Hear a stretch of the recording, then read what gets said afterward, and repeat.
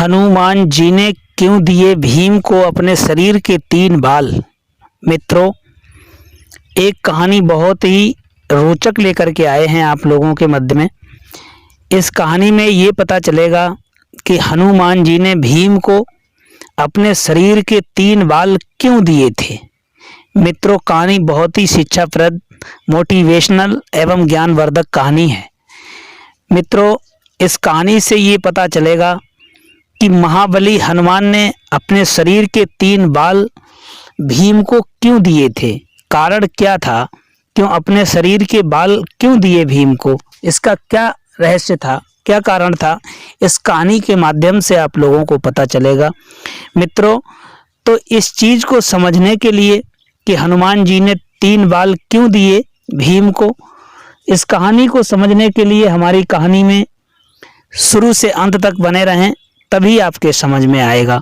मित्रों, महाभारत की पौराणिक कहानियों हम बचपन से किताबों और टीवी सीरियल में देखते आए हैं, लेकिन कुछ कथाएं ऐसी भी हैं जिन्हें आपने ना कभी पढ़ा होगा और ना ही सुना होगा। ये कथाएं अपने आप में अद्भुत हैं। आज इस पौराणिक कथा में हम आपको सुनाएंगे एक कहानी, जब हनुमान जी ने भीम को अपने शरीर के 3 बाल क्यों दिए, इसका क्या रहस्य था, क्या कारण था। जय श्री राम। मित्रों, स्वागत है हमारे इस चैनल भक्ति से भगवान तक में। इस चैनल में आपका पुनः एक बार फिर स्वागत है। मित्रों, आप हमारे चैनल पर नए दर्शक मेहमान बनकर के आए हैं, तो कृपया हमारे चैनल को सब्सक्राइब कर लें और साथ में बेल आइकन भी दबा लें, जिससे हर एक वीडियो का नोटिफिकेशन सबसे पहले आपके पास पहुंच सके। मित्रों, हमें उम्मीद नहीं बल्कि पूर्ण विश्वास है कि आप हमारे चैनल को अवश्य सब्सक्राइब करेंगे। आइए अधिक समय ना लेते हुए सीधे कहानी की तरफ लेकर के चलेंगे। तो मित्रों, आइए जाने कहानी के बारे में। पांडवों ने श्री कृष्ण की मदद से कौरवों पर विजय प्राप्त कर ली थी। अब हस्तिनापुर का राज्य पांडवों के अधीन था। धर्मराज युधिष्ठिर राजा बने थे। न्याय और धर्म की प्रतिमूर्ति महाराज युधिष्ठिर के राज्य में सब कुशल मंगल था। समस्त हस्तिनापुर आनंदमयी जीवन व्यतीत कर रहा था। कोई किसी प्रकार का दुख नहीं था। एक दिन नारद मुनि राजा युधिष्ठिर के पास आए और कहा कि महाराज, आप यह वैभवशाली जीवन जी रहे हैं, लेकिन वहाँ स्वर्ग में आपके पिता बड़े ही दुखी हैं।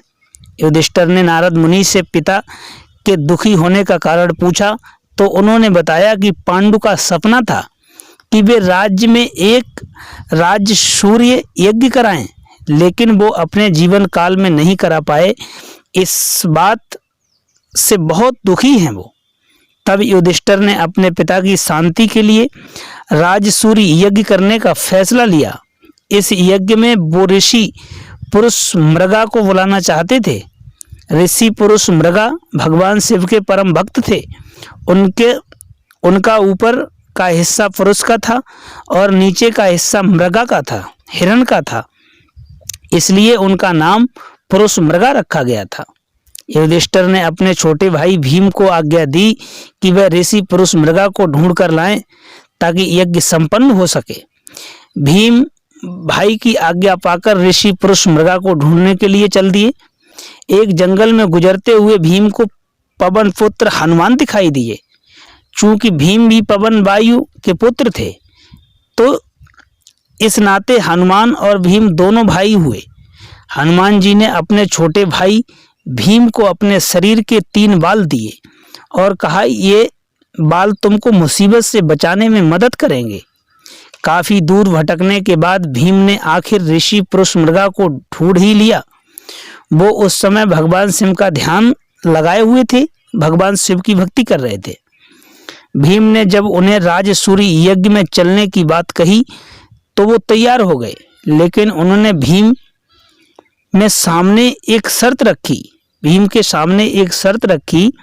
शर्त यह थी कि भीम को हस्तिनापुर ऋषि पुरुष मृगा से पहले पहुंचना था। हस्तिनापुर ऋषि पुरुष मृगा से पहले पहुंचना था। अगर पुरुष मृगा भीम से पहले हस्तिनापुर पहुंच गए तो वे भीम को खा जाएंगे। अब चूंकि ऋषि पुरुष मृगा का निचला हिस्सा हिरण का था तो वे बहुत तेज दौड़ते थे। भीम ने साहस करके उनकी यह शर्त स्वीकार कर ली। भीम ने तुरंत तेजी से हस्तिनापुर की ओर दौड़ना शुरू कर दिया। भीम ने अचानक पीछे मुड़कर देखा तो पाया ऋषि पुरुष मृगा उनके बिल्कुल नजदीक आ चुके हैं। घबराए हुए भीम को अचानक हनुमान जी द्वारा दिए हुए 3 बालों की याद आई। भीम ने एक बाल जमीन पर फेंक दिया। तुरंत उस बाल की शक्ति से बहुत सारे शिवलिंग जमीन पर उत्पन्न हो गए। ऋषि पुरुष मृगा भगवान शिव के भक्त थे, इसलिए अब वे हर शिवलिंग को पूजते हुए आगे बढ़ रहे थे, जिससे उनकी चाल धीमी पड़ गई। अब थोड़ी देर बाद भीम ने फिर दूसरा बाल फेंक दिया तो फिर से बहुत सारे शिवलिंग उत्पन्न हो गए। इसी तरह भीम ने ऋषि पुरुष मृगा को पीछे रखने के लिए एक एक कर 3 बाल फेंक दिए, लेकिन जैसे ही भीम महल में घुसने ही वाले थे तभी पुरुष मृगा ने उनके पांव पीछे से खींच लिए और भीम के पांव महल से बाहर ही रह गए। अब पुरुष मृगा भीम को खाने के लिए जैसे ही आगे बढ़े तुरंत वहां राजा युधिष्ठिर और भगवान कृष्ण आ गए। तब ऋषि पुरुष मृगा ने युधिष्ठिर से कहा कि अब आप ही न्याय करें।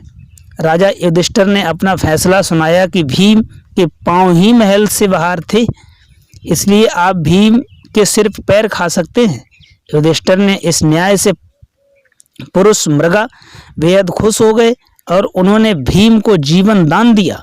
फिर सफलतापूर्वक राजसूय यज्ञ संपन्न हुआ और ऋषि पुरुष मृगा सबको आशीर्वाद देकर फिर से अपने रास्ते पर निकल पड़े। मित्रों, इस तरह से हनुमान जी ने भीम को अपने शरीर के 3 बाल दिए, जिन्होंने उन्हें मृत्यु से बचा लिया। मित्रों, कहानी अच्छी लगी हो तो हमारे चैनल को लाइक, शेयर, सब्सक्राइब जरूर करें और अपने मित्रों के साथ में शेयर जरूर करें।